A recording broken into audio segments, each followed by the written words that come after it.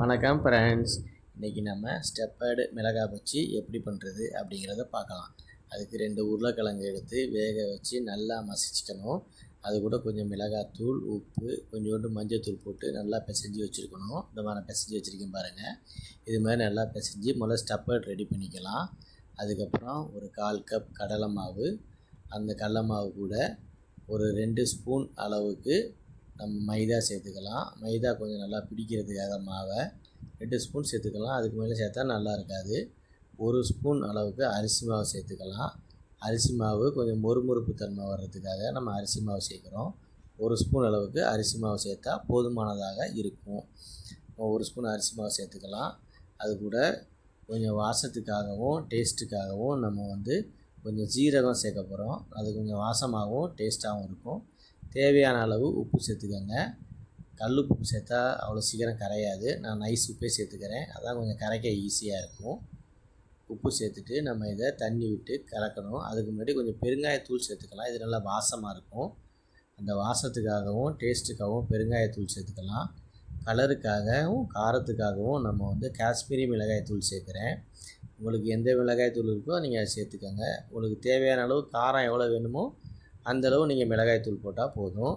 நம்ம இது கூட தண்ணி சேர்த்து இதை நம்ம பஜ்ஜி மாவு பதத்துக்கு நல்லா மிக்ஸ் பண்ணி எடுக்கணும். தண்ணியை கொஞ்சம் கொஞ்சமாக சேருங்க. நிறையா சேர்த்தா தண்ணி அதிகமாகிடும், பஜ்ஜி பதத்துக்கு வராது.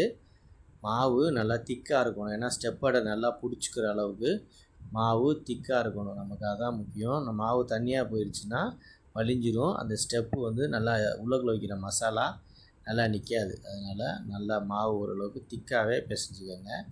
முடிஞ்ச வரைக்கும் நல்லா மாவை கொஞ்சம் கொஞ்சமாக தண்ணி சேருங்க. நிறையா சேர்த்திங்கன்னா தண்ணியாக போயிடும். இந்த அளவுக்கு நல்லா பதமாக நல்லா ரொம்பவும் தண்ணியாக இருக்கக்கூடாது. இந்த மாதிரி இருக்கணும். இந்த மாவு முதல்ல ரெடி பண்ணிக்கலாம். மாவு ரெடியானதுக்கப்புறம் நம்ம அடுத்த கட்ட நடவடிக்கையாக நம்ம இப்போ மிளகாயை 2 நல்லா வாஷ் பண்ணி வச்சுருக்கேன். நீங்கள் மிளகாயை எடுத்து நல்லா வாஷ் பண்ணிக்கோங்க. பஜ்ஜி மிளகாயை 2 நம்ம கட் பண்ணிக்கலாம். ஒரு மிளகாயும் நல்லா நீட்டமாக 2 சம அளவாக கட் பண்ணிக்கலாம். நீங்கள் பார்த்து கட் பண்ணுங்கள். வெட்டும்போது கையிலே கீறிடுச்சு. மிளகா கொஞ்சம் அடியில் கொஞ்சம் கனமாக இருக்கும். அதை நம்ம பார்த்து பொறுமையாக கட் பண்ணணும். பொறுமையாக கட் பண்ணிக்கோங்க ஃப்ரெண்ட்ஸ். இந்த மாதிரி வீடியோ நீங்கள் ரெகுலராக பார்க்குறதுக்கு எங்கள் சேனலை சப்ஸ்கிரைப் பண்ணுங்கள், லைக் பண்ணுங்கள், கமெண்ட் பண்ணுங்கள். அப்போ தான் நாங்கள் மேலும் இந்த மாதிரி உங்களுக்கு ஒரு வீடியோவை நாங்கள் கொடுக்க முடியும். நாங்கள் போடுற ஒவ்வொரு வீடியோவும் நீங்கள் சப்ஸ்கிரைப் பண்ணால் தான் உங்களுக்கு வரும். பெல் ஐக்கானையும் நீங்கள் தட்டி விட்ருங்க. அப்போ தான் நாங்கள் போடுற ஒவ்வொரு வீடியோவும் உங்களுக்கு உடனே கிடைக்கும். நமக்கு மிளகாய் ஓரளவுக்கு வெட்டி எடுத்தாச்சு. இப்போ இந்த மிளகாயில் உள்ளே நம்ம மசாலாவை ஃபில் பண்ணணும். இந்த மசாலாவை ஃபில் பண்ணுறதுக்கு நான் ஒரு சில மிளகாயில் உள்ளே இருக்கிற விதையை எடுத்துடுறேன். ஒரு சில மிளகாய் அப்படியே கூட வச்சுருப்பேன். ஏன்னா பசங்களுக்கு கொடுக்குறது விதை இருந்தால் கொஞ்சம் காரம் அதிகமாக இருந்தால் சாப்பிட மாட்டாங்க பசங்க. நம்ம நார்மலாகவே மிளகாய் பஜ்ஜி பசங்க சாப்பிட மாட்டாங்க. நம்ம இந்த மாதிரி மசாலா வச்சு கொடுக்கும்போது உள்ளே க்ரீமியாக நல்லாயிருக்கும். அதனால் சாப்பிட்ருவாங்க. நம்ம உள்ளக்குள்ளே விதையை எடுத்துட்டோம்னா கொஞ்சம் மசாலா நல்லா பிடிக்கும். நமக்கு எவ்வளோக்கு எவ்வளோ மசாலா உள்ளே நிறையா வருதோ அந்தளவுக்கு நமக்கு க்ரீமி நல்லா கிடைக்கும். நல்லா க்ரீமியாகவும் டேஸ்ட்டாகவும் இருக்கும். நீங்கள் மசாலா கூட வேணும்னா நீங்கள் ஓமம் கூட சேர்த்துக்கலாம். ஓமப்பொடி சேர்த்துக்கிட்டிங்கன்னா இன்னும் கொஞ்சம் நல்லது, உடம்புக்கும் நல்லது. ஓமம் சேர்க்கலை, நீங்கள் வேணால் சேர்த்துக்கோங்க. நம்ம இப்போ அடுப்பில் சட்டி வச்சுருக்கேன். நல்லா காயட்டும். காஞ்சோன்னே எண்ணெயை ஊற்றிக்கலாம். எண்ணெய் நல்லா சூடாகணும். ஏன்னா அதுதான் ரொம்ப முக்கியம். எண்ணெய் சூடாகிடுச்சின்னா தான் பஜ்ஜி போடுறதுக்கு நல்லா வரும். எண்ணெயை ஃபஸ்ட்டு நம்ம ஊற்றிக்கணும். எண்ணெய் காஞ்சிருச்சு. இப்போ நம்ம பஜ்ஜியை எடுத்து மிளகாய் பஜ்ஜியை நல்லா டிப் பண்ணி எடுக்கணும். ஏன்னா அது மெயின் மேட்ரு என்னென்னா உங்களுக்கு அந்த மசாலா உள்ளே இருக்குது. நம்ம அந்த மசாலாவை ஃபுல்லாக நல்லா டிப் பண்ணணும். மசாலா சரியாக டிப் ஆகலைன்னா மசாலா வெளியில் தனியாக கரைஞ்சி வந்துடும். அப்படி கரைஞ்சி வந்துருச்சுன்னா உங்களுக்கு டேஸ்ட்டு வராது.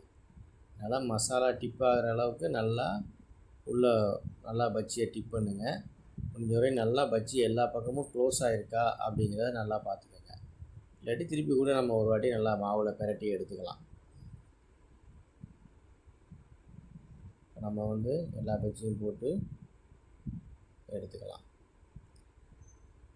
பஜ்ஜி மாவு நல்லா டிப் பண்ணணும். இப்படி பண்ணிட்டோம். இப்போ நம்ம போட்டு எடுத்துக்கலாம். இப்போ பஜ்ஜி நல்லா வெந்துருச்சு. இப்போ நம்ம இதை எடுத்து தேங்காய் சட்னி, கார சட்னி, சாம்பார் இது கூட வச்சு ஈவினிங் ஸ்நாக்ஸாக பசங்களுக்கு கொடுக்கலாம். வெறும் மிளகாய் பஜ்ஜியை கொடுத்தா திங்காதுங்க. காரம் அது இதுன்னு சாப்பிட மாட்டாங்க பசங்க. இந்த மாதிரி நம்ம ஸ்டெப்பர்டு வச்சு கொடுக்கும்போது மசாலாவோட க்ரீமி டேஸ்ட்டில் நல்லா சாப்பிட்ருங்க. இது மாதிரி நீங்களும் செஞ்சு பாருங்கள். பிடிச்சிருந்தா லைக் பண்ணுங்கள், ஷேர்